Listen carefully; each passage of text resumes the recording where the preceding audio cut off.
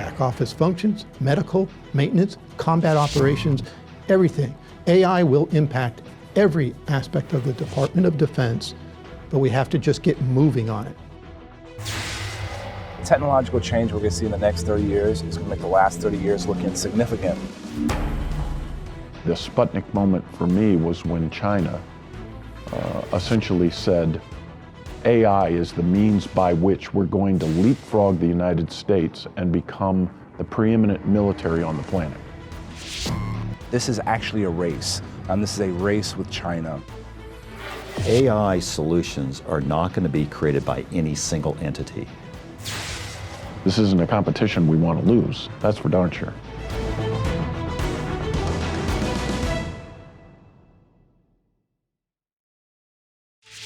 As the world advances in science and technology, we have to ask ourselves certain questions. How will AI affect our future as people, as a nation, and as a world? And can history serve as a guide on this technological journey? So the Apollo program really originated as a result of the Cold War competition between the United States and the Soviet Union. And when the U.S. emerged from World War II, clearly it was a winner in the war, but so was the Soviet Union, and they immediately became rivals with competing economic and political systems that were at odds with each other. So it was obvious that they were going to sort of butt heads as the period after 1945 unwound. And that manifested itself in a variety of ways. Obviously, there were military confrontations, never got to the point where it was a serious war, but other parts of the competition involved things like science and technology, and Apollo, NASA, and space exploration was at the center of that particular effort. In the 1950s, the Soviet Union was the first to launch a scientific satellite that circled the Earth. And Sputnik in 1957 really changed the dynamic. Other parts of the competition involved things like science and technology, and Apollo, NASA, and space exploration was at the center of that particular effort. In 1961, the Soviets really embarrassed the Americans by launching the first human into space, Yuri Gagarin. And at that point, the Kennedy administration, newly installed in January of 1961, is really concerned that it's taken a black eye in the context of this Cold War rivalry. The Kennedy administration was relying upon the 1958 NASA, which was created in the aftermath of Sputnik, but also the Department of Defense, which had a lot of space capabilities for military purposes, and the scientific and technical elite that existed in universities and think tanks and a variety of other places around the nation. And of course, the political leadership of the nation had to be, in effect, willing to go along with this effort and expend the resources necessary to achieve it. And then finally, the American public. If the race for AI parallels the space race and the Apollo program, who is the U.S. competing with? Our role is to make sure we're doubling down on basic research. As of the end of 2018, China surpassed the United States in research dollars, both from the government and the private sector. First time in history that's happened. The government needs to have a national AI strategy in order to make sure research, industry, academia, government is all singing off the same sheet of music. It really has been remarkable to see how agile and how aggressive Chinese policymaking regarding AI and its national security applications has been. And what has been particularly frustrating for those of us in the DC policy and think tank community is how many of our ideas about what the United States should be doing regarding AI have gone on to be implemented in China before they were implemented in the United States. We were talking about creating a government AI center. China noticed that policy proposal, and now they have one. They really did reform their educational system to introduce AI and computer programming at the high school level, on a basis that's affecting tens of millions of Chinese students and they did that in response to what they saw as an important technological trend. That's the sort of thing that we in DC have been saying for over a decade that we needed to be thinking about with regards to all digital technology, the cybersecurity implications of those technologies, and artificial intelligence in particular. We're talking about it, China's doing it. And in the summer of 2014, the Defense Science Board, which advises the Secretary of Defense and the Deputy Secretary of Defense on all things technological and what's going on in the scientific community, made a pretty firm recommendation that said of all of the competitions in technology that are occurring right now, the single most important competition, the one that will have the broadest impact on the Department of Defense, both in combat operations, business operations, you name it, was artificial intelligence and autonomous operations. I was very, very intent on pushing artificial intelligence and autonomous operations as fast and as broadly as I could. But the thing that really got me, the Sputnik moment for me, was when China essentially said, AI is the means by which we're going to leapfrog the United States and become the preeminent military on the planet. It will affect every corner of the Department of Defense. It will change the character of warfare. There's an argument to be made, I'm not quite come down on one side or the other, that it could change the nature of war. But let me just say it will change the character of war. What does that mean? Operating concepts, tactics, techniques, and procedures.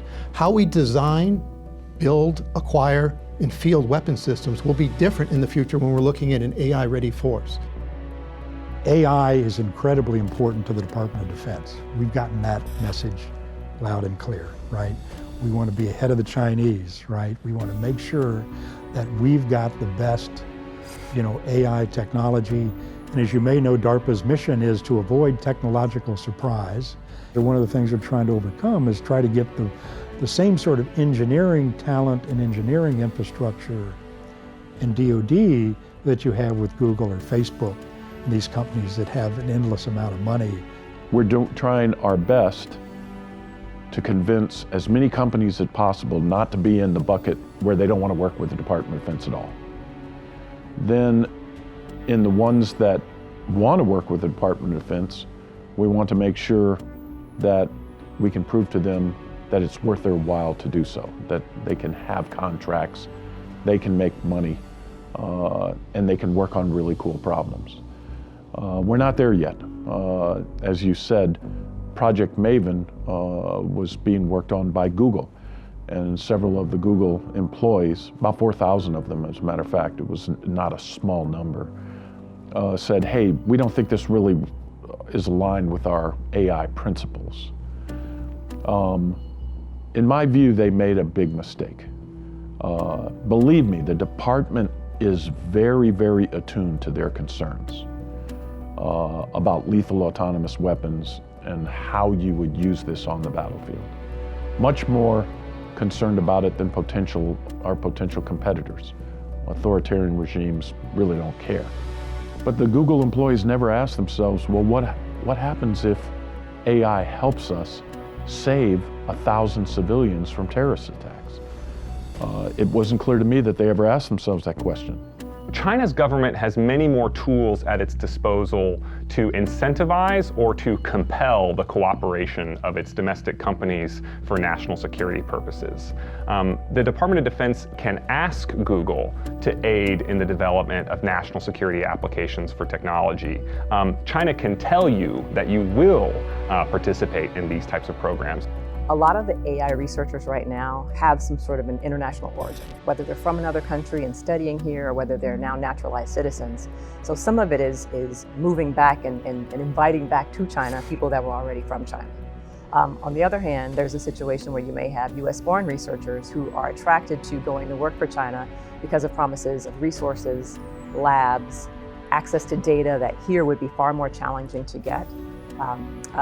It's believed, and I think it's believed, that China has the ability to use their public resources, so all of the data that the government has, their private resources, a lot of the private information, and provide that to researchers. In a field like artificial intelligence, where what the data you have really does determine how much you're able to accomplish, it's very attractive to have those data sets that you wouldn't necessarily get access to here. There's so many aspects of AI technology that leverage China's existing advantages. For instance, their internet ecosystem tends to have much more centrally controlled data for government reasons, but also just as the nature of the evolution of their largest internet companies. That tends to offer really significant benefits when you're trying to use AI. They have more data that is connected to more other data upon which to train their AI algorithms. They see that opportunity in the commercial basis, and they see that opportunity on a government national security basis, and they're running with it. China, thinking about new ways to defeat the United States if we ever came to blows, AI and autonomous systems are kind of central to this competition. This isn't a competition we want to lose, that's for darn sure. The race for AI is real, and it's happening right now. Where does the U.S. stand? And how is our government leveraging the resources of the public and private sectors? Entities, NASA especially, but not only NASA, who were engaged in science and technology pursuits, but also the university community and the people who were engaged in science and technology there. Some of that basic research that was decades perhaps off in the future, but those people were brought in to do all kinds of very important things that made Apollo successful. The industry side of the house in the same category. As you've got firms, some of which were fairly new, but also longtime firms like Boeing and Lockheed and companies like that who were engaged in aerospace activities since the first part of the 20th century, all sort of worked in concert to try to achieve this particular end of landing an American on the moon by the end of the decade. And it was not an easy task. There were difficulties, there were troubles, there were failures, there was blind alleys. They were able to solve a lot of this because they expended a sizable amount of public treasury. If you're doing this on a shoestring, you cannot really expend resources in areas that might not pan out. So all through the 60s, 70s, 80s, 90s, DARPA was probably the primary and sometimes only funder of AI research. DARPA plugged away over those decades and really built up the fundamental tools to do AI, explored all kinds of dead ends. You know, they funded early robots in the 1960s, Shaky the robot at SRI, which was well named. It could barely get across the room, take hours to compute, you know, what to do.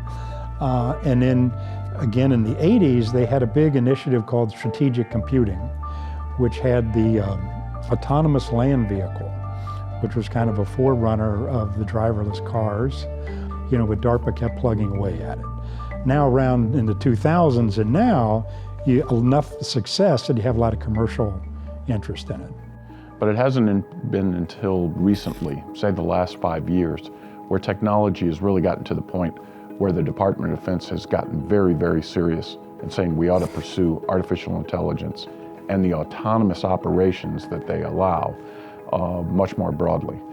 So the AI strategy was created for the purpose of being able to articulate what is it we're trying to achieve, how we're going to go about achieving it, and what would some of the successes look like.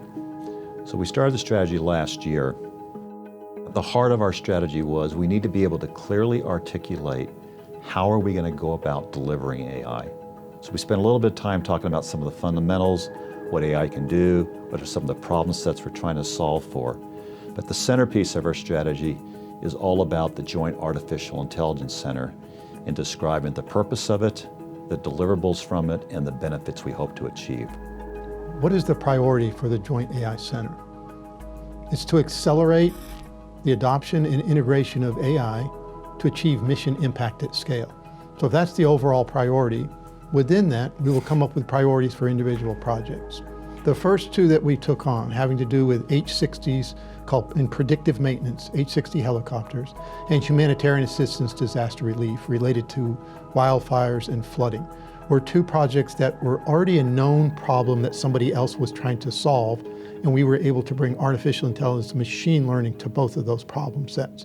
That allowed us to get going on a relatively small scale project to yield big lessons learned that would help us as we take on the next set of priorities.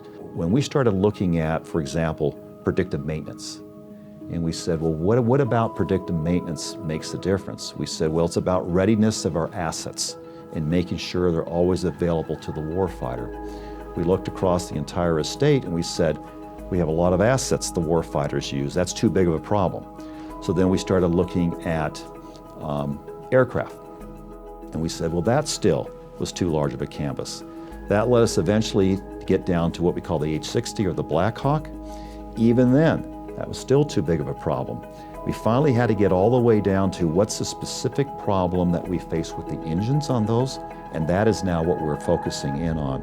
Our interest is in putting the capabilities in the hand of users as fast as possible to let them decide if it's working or not working for their mission needs. And based on that, Sprint 2 will get better, Sprint 3 will get better. So the whole, just like we have in our personal electronic devices where you're getting updates regularly, if we look at a future for AI for the department, we should have that same approach, where it really depends on this idea of rapid deployment of operational capabilities, retrain those as you get lessons learned from the real world, and keep moving that way. That was the approach we took with Project Maven from the very beginning, so we're trying to bring in those same lessons learned to meet that across the entire department, to do that at scale.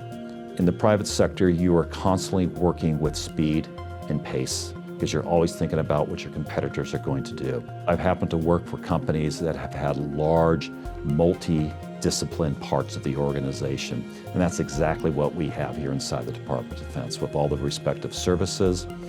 And I think what I'm really trying to bring is this idea of how do you do this startup mentality and how do you move in a speed that's very different than what we've maybe seen historically. And we do it in such a way where we recognize we may not always get it right the first time. It's going to be incremental and it's going to be additive. Certainly, when we make federal investments in R&D, we want to make sure that we're investing them wisely. We want to make sure that they are having an impact. So that's why we're refreshing the National AI R&D Strategic Plan so that we can know those areas of cutting-edge research that are critical for federal investments. That R&D strategic plan lays out a number of tough challenges. Challenges like, how can we build AI that works more easily with people? How do we build AI that doesn't require as much data?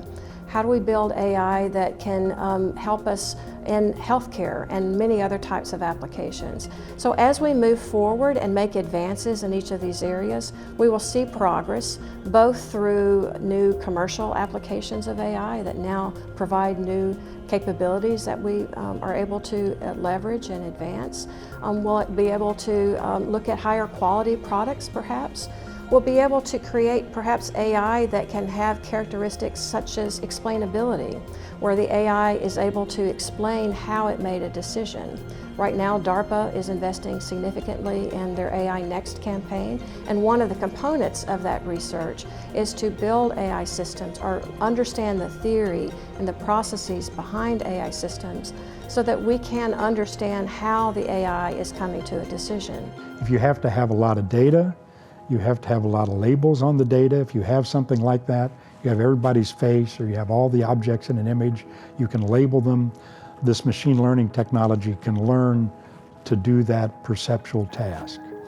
But AI Next broadly is about, let's get beyond that. What's the next generation beyond just this learning technology? Not just, it's incredible technology that will be applied everywhere.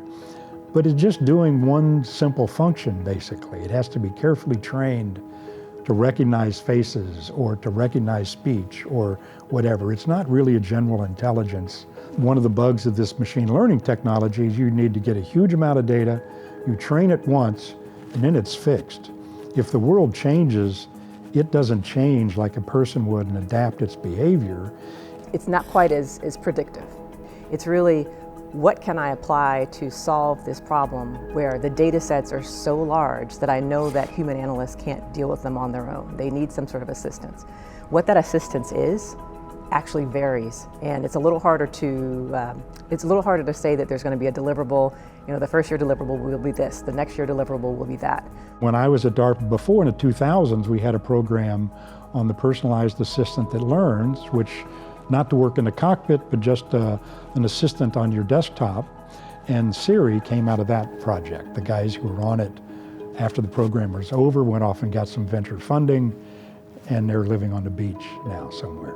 It's clearly a huge advance over where we've been, but still it's not anything like human-level intelligence. It's not anything like what you see in Hollywood movies that imagine, right, good and evil AI creatures around. We're just not anywhere close to that.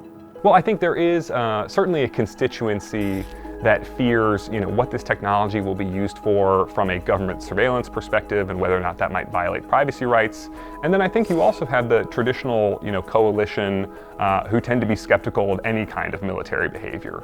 And given the, origins of the internet, some of that constituency is, present at the largest technology firms who would prefer, even though the U.S. military was intimately involved in inventing the internet, they would prefer that the U.S. military have nothing to do with modern digital technology and AI. I love strong opinions. Somebody that I used to work for said, no friction, no traction. It's a contest of ideas.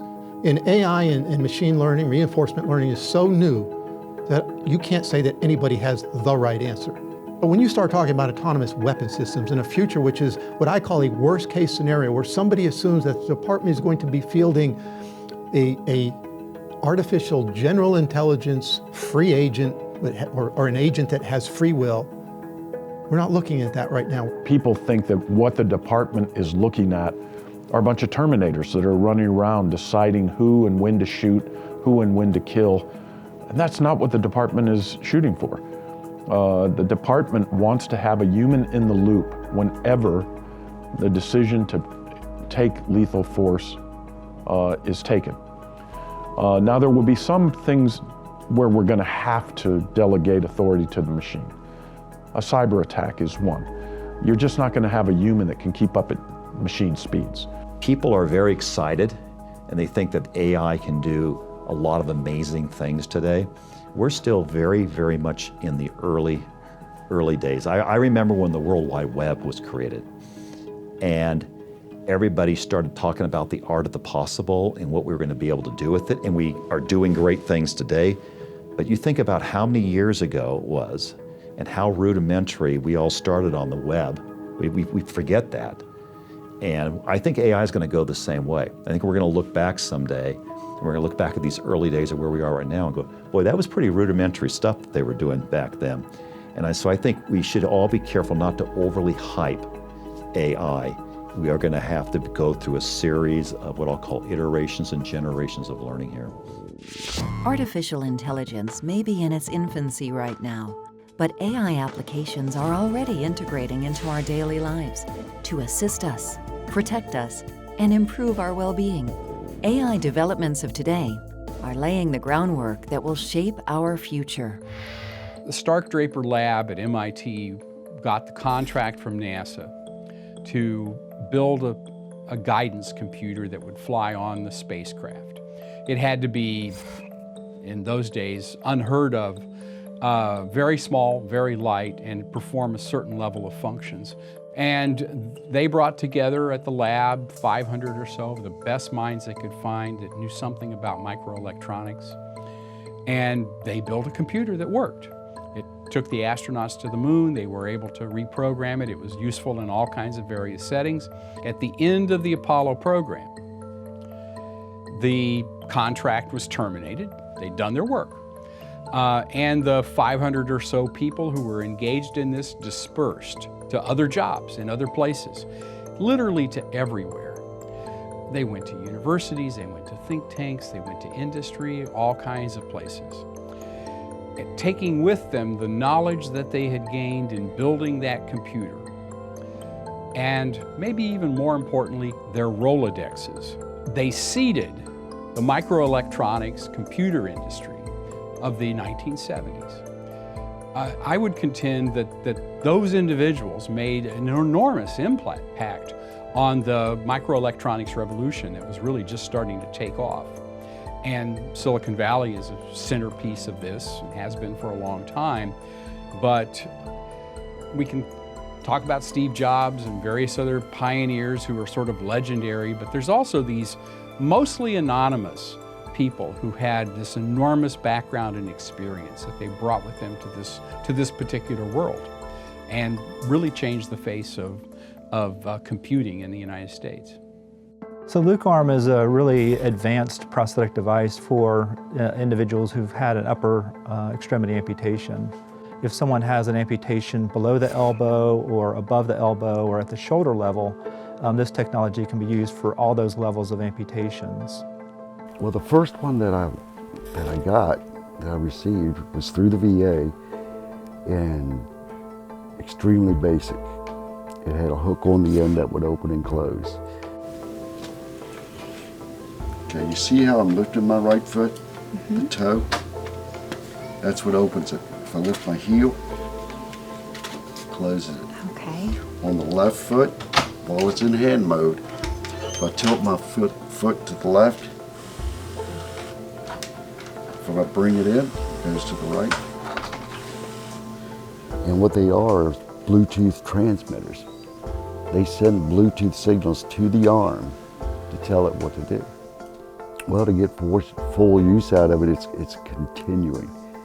You're always learning how to do things a little bit better.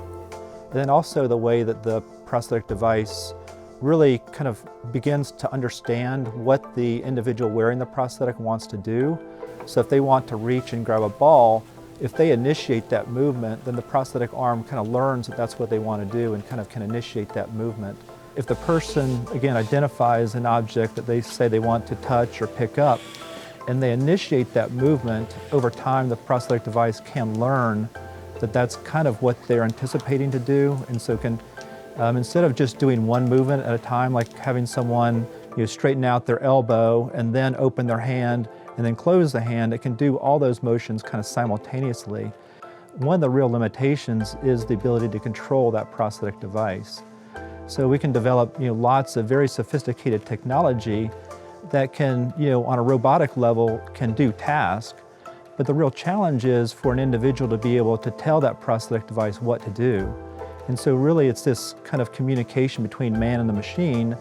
And I think that's probably going to be kind of a similar trend to what we see in the future, is that these developments will occur over time, but there's a lot of research that goes into that and a lot of testing that has to be performed before it can really be utilized for individuals on a day-to-day basis. It was very almost impossible to have someone who's completely paralyzed come back to you asking you whether I will have a chance to stand up and walk again. Myself, I want to see advancements in research in the spinal cord, and I always have the hope and belief that maybe I'll be able to walk again one day. Okay, ready to walk? Yes. Okay, so we'll do it the same way you ever done. Ready, John? Ready again?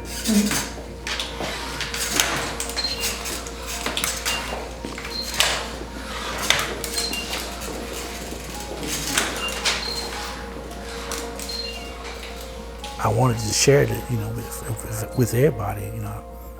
I told my wife about it; she got excited. I told my parents about it; they got excited, and it was emotional. It was kind of liberating at the same time. I felt like that I was actually walking again.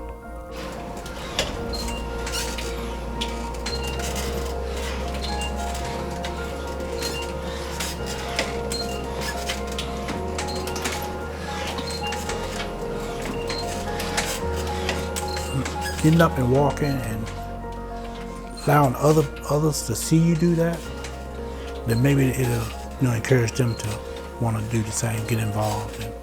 Because there's so many guys out here in the chair that's their life. They're in the chair, and I think they don't see anything else outside of being in the chair. There is upcoming technology that's going to be jumping in very soon, similar to the epidural stimulation or brain-computer interface that will be hopefully combined with the exoskeleton program. So this is step one.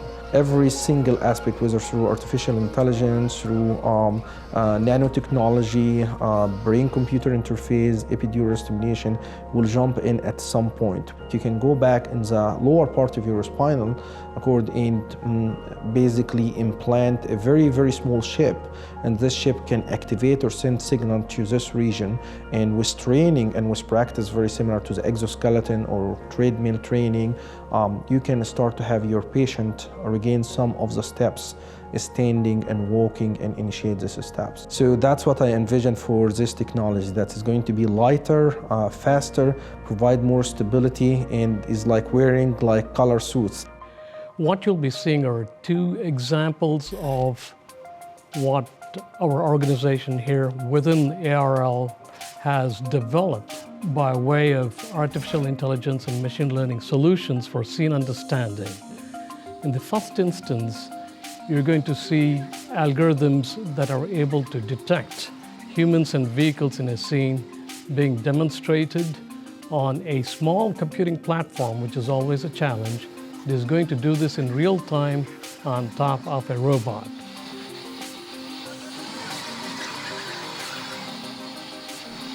Algorithm can be trained or can be set to detect other types of objects as well, other than human beings. For instance, weapons, vehicles, drones, etc.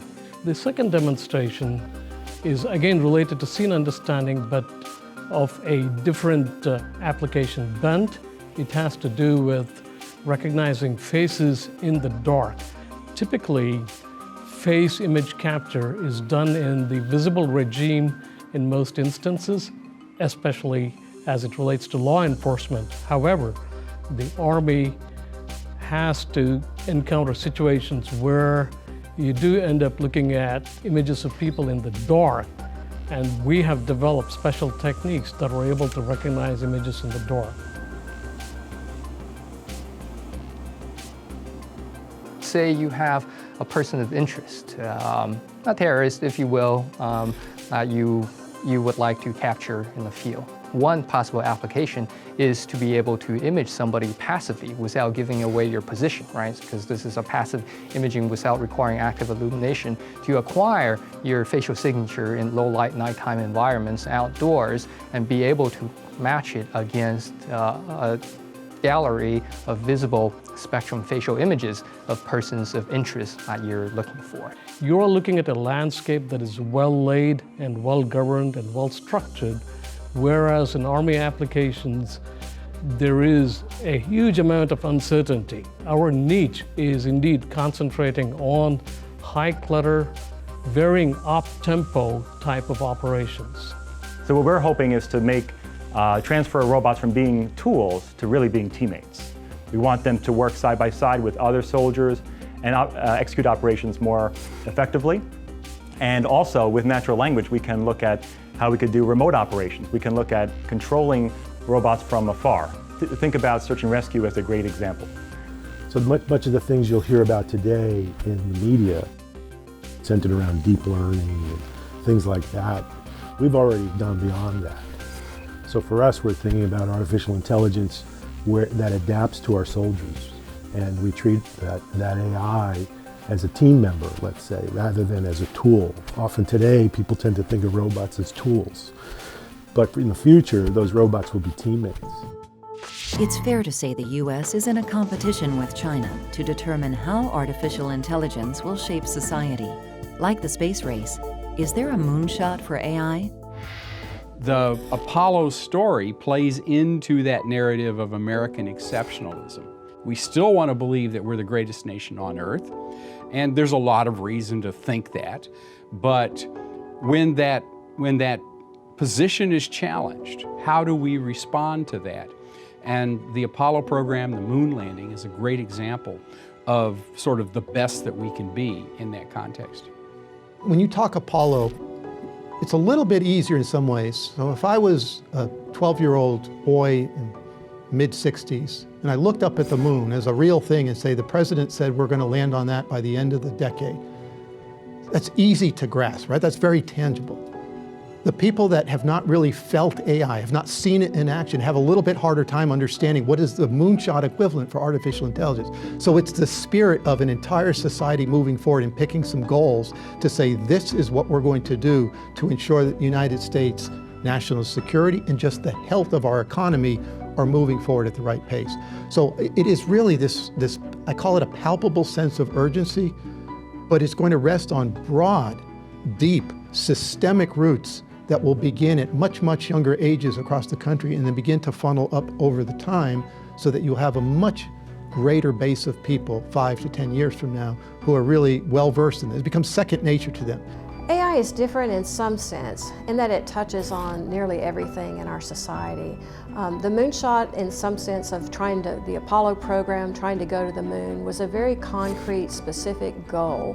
If you look at AI, we have the goal of wanting to improve everyone's lives in the nation, which in some sense is a different kind of task. On the other hand, I think there are ways that we can create partnerships to begin to dig into some areas of particular importance. So you could imagine AI for healthcare, for instance. You could imagine setting up centers where people come together and really dig into a particular challenge of using AI to help improve the quality of life of people. So I think that's the analogy. It goes from a single moonshot of going to the moon to a whole set of moonshots where AI is impacting in different sectors of our lives. Is there a moonshot for math? Not really. Math is a tool by which we solve problems. Artificial intelligence to me is a tool by which we solve problems. We can figure out the problems, and maybe the problem is the moonshot, whether it's curing cancer and figuring out something like that. Like I could see moonshots like that. But what the equivalent of a moonshot is in AI, I'm still trying to figure that out because I want to build a competition around it and have one of these programs where everybody can compete for a prize.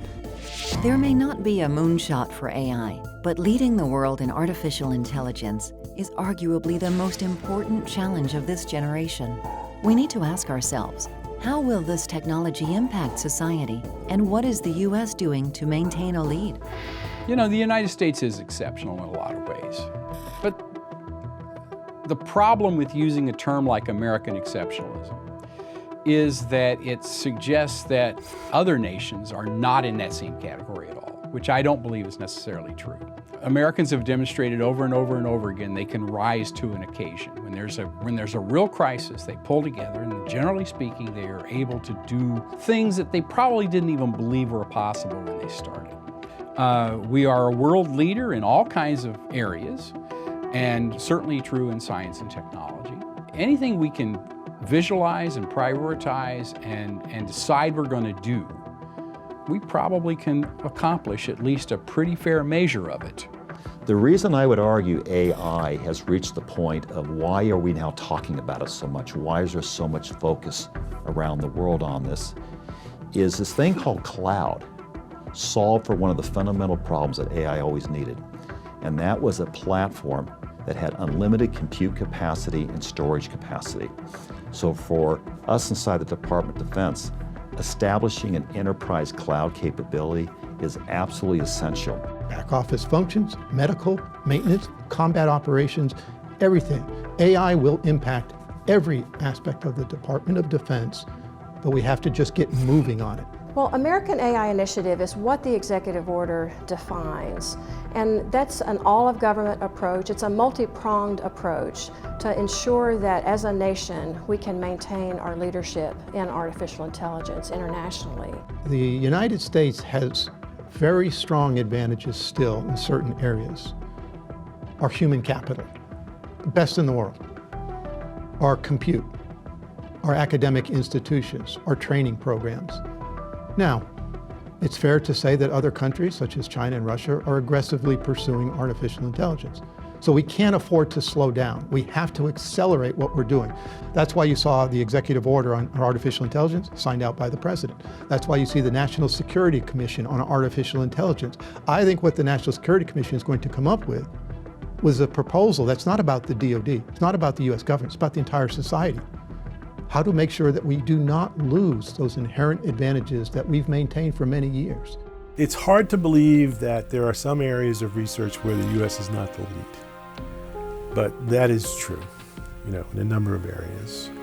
I think as far as artificial intelligence, machine learning goes, particularly if you look at what's in the scientific literature, the U.S. is pretty far out in front, I would say, at least today.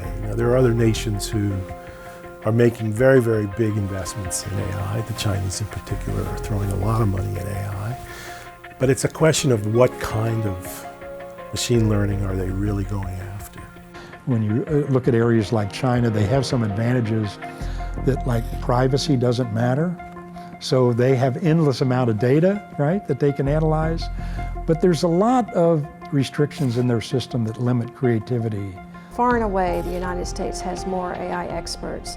If you look at our universities, I believe it's 13 of the top 20 AI universities in the world are in the United States. And if you look at AI startups, I believe 75% of the AI startups in the top 100 are in the United States. So all of those are strong indicators that we are, in fact, in the lead. Not only are the experts advancing the field, but they're also providing opportunities for students to engage in that research so that now we're training the next generation of scientists and engineers. We all need people in this country willing to work on our programs and projects, willing to share the talent that they have in artificial intelligence on our hard problems that are attempting to keep the nation safe.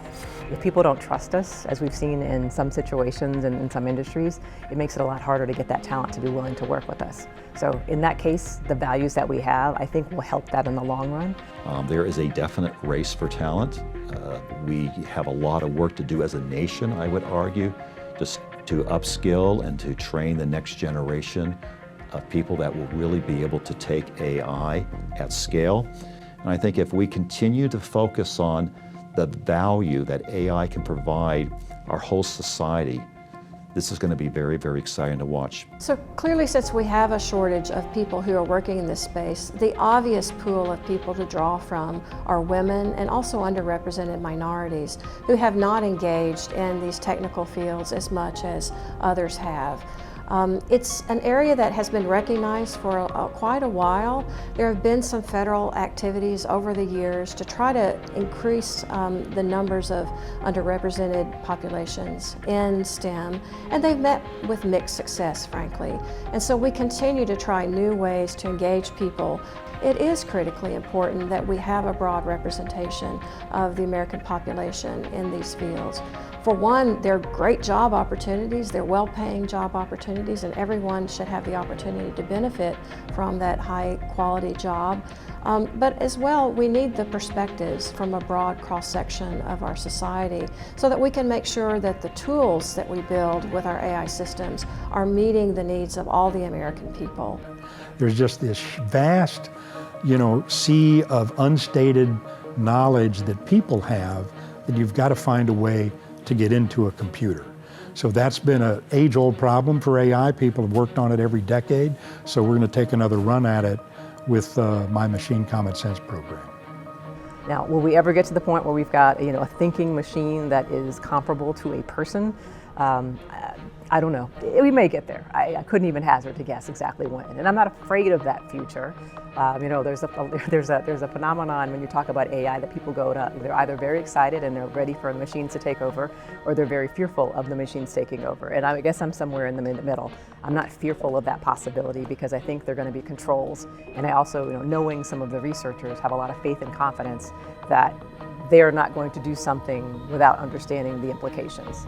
I think a lot of people believe that we're headed towards Skynet or we're headed towards the Terminator, and that's certainly not what the Department of Defense is interested in doing. I'm not afraid of some big AI apocalypse where Skynet takes over, right? I mean, it's ridiculous. People talk about that. Knowing where the technology is, that's just not anywhere close, right?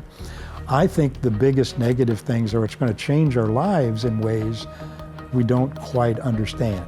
We want the ethics around artificial intelligence to be based on Western democracy, freedom-loving people's ethics, not an authoritarian regime like China. And so my colleagues understand that. And I would say, as of right now, China is truly a bipartisan issue here in Congress. We as a society have wrestled with those challenges before.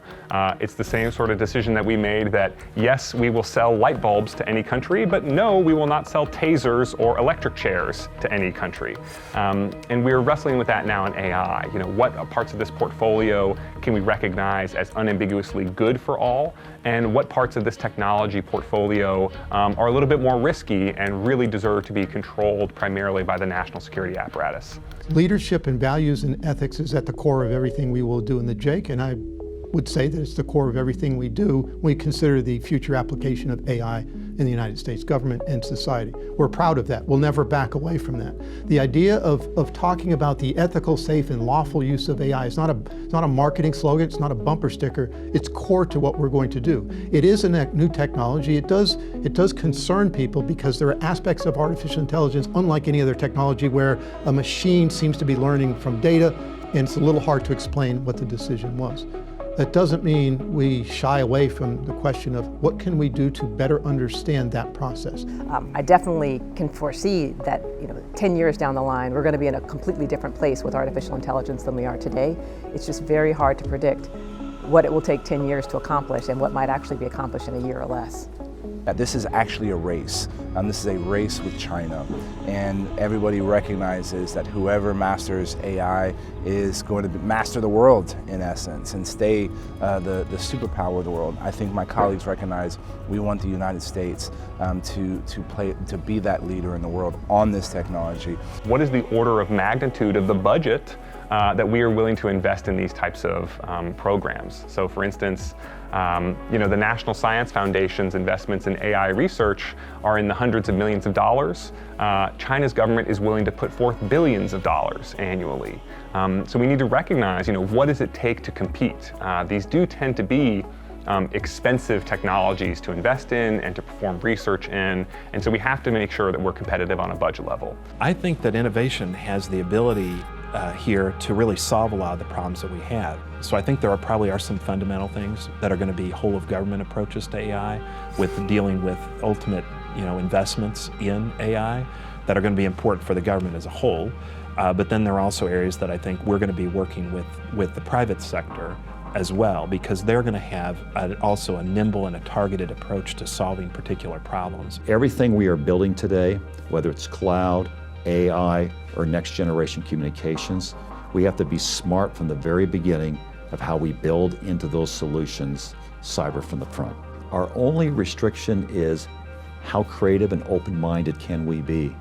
To move across what sometimes is called the technology valley of death, where it's hard to move from research and development into operations. And the challenge with AI right now is there's an extraordinary amount of really good research and development going on, but how do you bring that into operations? It's not easy to do.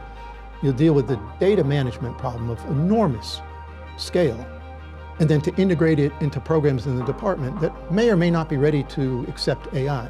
The technological change we're going to see in the next 30 years is going to make the last 30 years look insignificant. And I want to make sure that America continues to lead the way, and that's why I spend so much time on this. We're clearly still the leader, and we have been by far the leader for decades, right? So the big issue is, will we still be the leader in 10 or 20 years, right? So we're in this arms race now, if you will, with China especially, Russia to some degree. Everybody knows it's important. I think dozens of countries have said AI is an important strategic goal, so everyone's going after it. So I think that's one of the biggest goals we have in AI Next, is to make sure that DARPA does everything we can to make sure the US maintains that lead in AI. And you still have the brightest minds in the world still want to live here, they still want to work here. If we just create that opportunity, I think we're going to, continue to do that. The mission to advance artificial intelligence is unique. This is a race, but the finish line will extend with every technological advance. There's a reckoning on the horizon for the applications and values associated with AI. The United States will either set the standards for that advancement or watch other nations take the lead. Either way, as humans, we need to ensure that technology can guide us to a future beyond our wildest dreams. This is the dawn of Generation AI.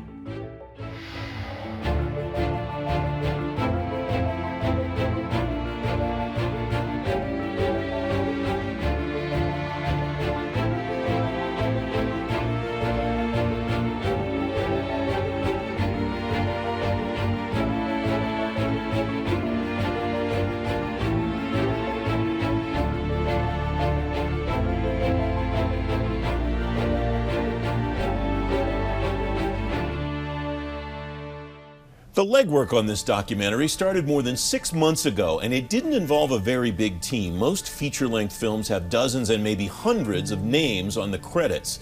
The dawn of Generation AI didn't even break into the double digits.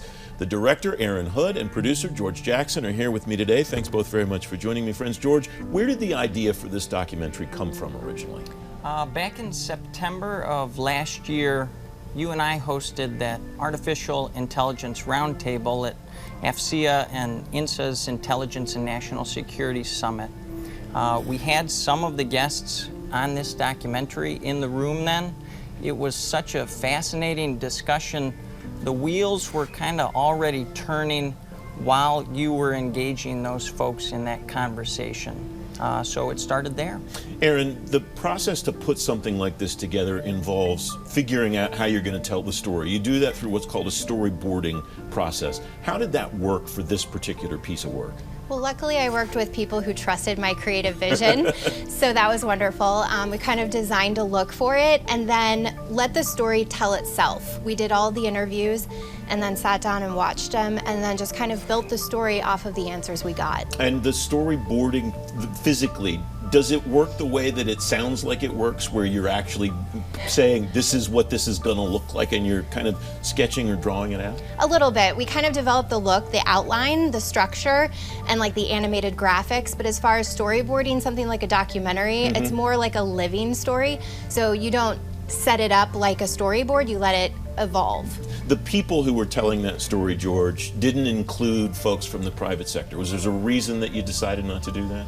It's just hard to encompass all of the players, artificial intelligence-wise, in the private sector without excluding some people. So that was part of our consideration there. We also, because this is a editorially pure documentary, wanted to avoid even the appearance of impropriety. You know, that part of this sort of discussion was bought or paid for.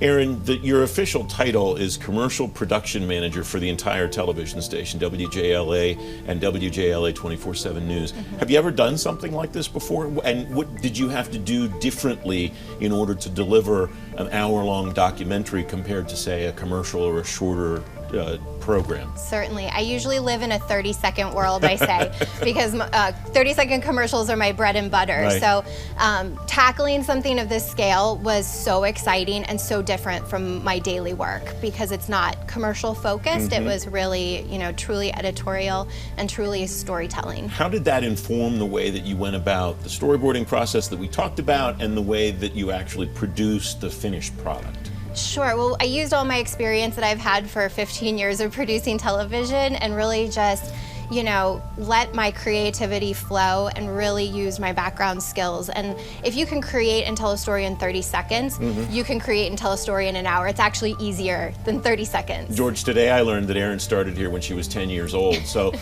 what surprised you? What did you learn from this process? Not necessarily about artificial intelligence, but just about the whole experience overall that you maybe didn't expect to when you started down this road.